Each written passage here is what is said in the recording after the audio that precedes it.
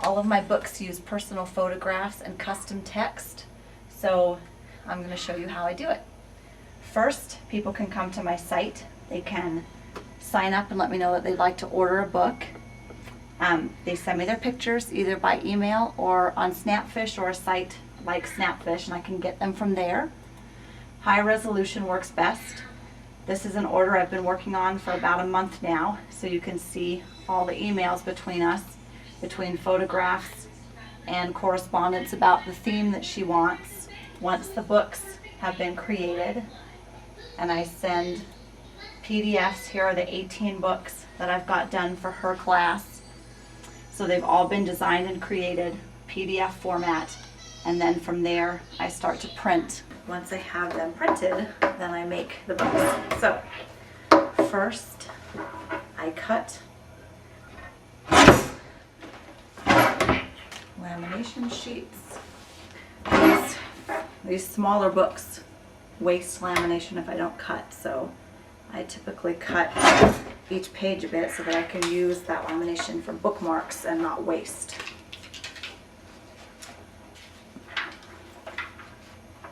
So I place each sheet inside the lamination.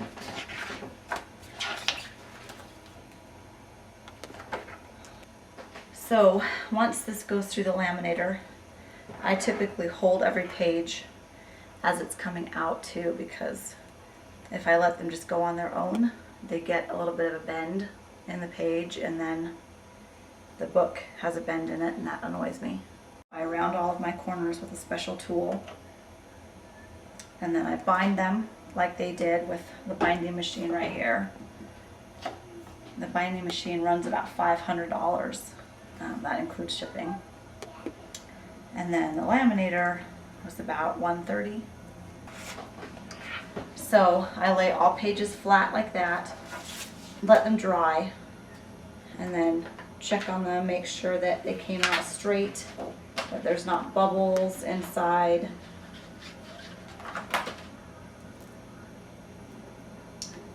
And then when all pages are done, the next step is to go over here to this cutter, and I have a line on here that tells me where to cut. So I cut every page by hand based on the line of the paper. This can't be done in bulk because every one of these laminates at a different point. So I have to cut according to the paper line inside the lamination, not according to the lamination itself. So this is a pretty time-consuming part. All pages on this book have been laminated and cut. So the next step is to bind. So I put all the pages back in order, make sure that they're aligned correctly.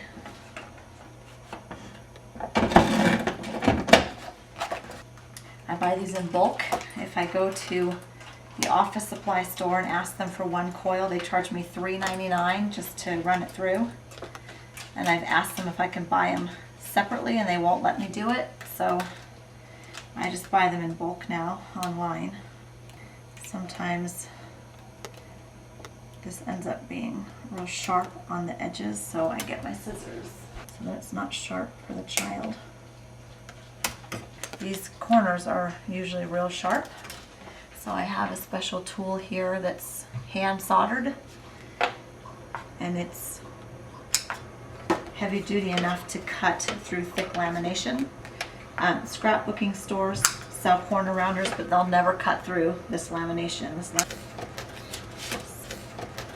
And it's much too thick. It will just break the scrapbooking corner rounders right in half. So this one I found online. There's two companies that sell it. One is out of California, one's out of Colorado. One guy sells it, I think, for about $150, and the other one is $50. So you can guess which one I bought. Okay, so all of the books are now done for the preschool.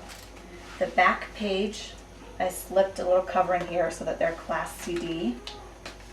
can go inside and sit in there. So each book has a coloring page, a CD, their name, and then class photos and some text. And I wrote each child a poem on the front page. So that is basically what I do, how I do it, and the reasons why, as mentioned earlier, would be self-esteem, focused text, social emotional development, emotional intelligence. I try to get the books to get children talking and thinking and opening up and talking, and mom and dad to look through the pictures with the child, you know, bonding. Of course, it's memory recall, you know, self-awareness, all of those things too. But my text really focuses on social emotional development. So that's why I do what I do.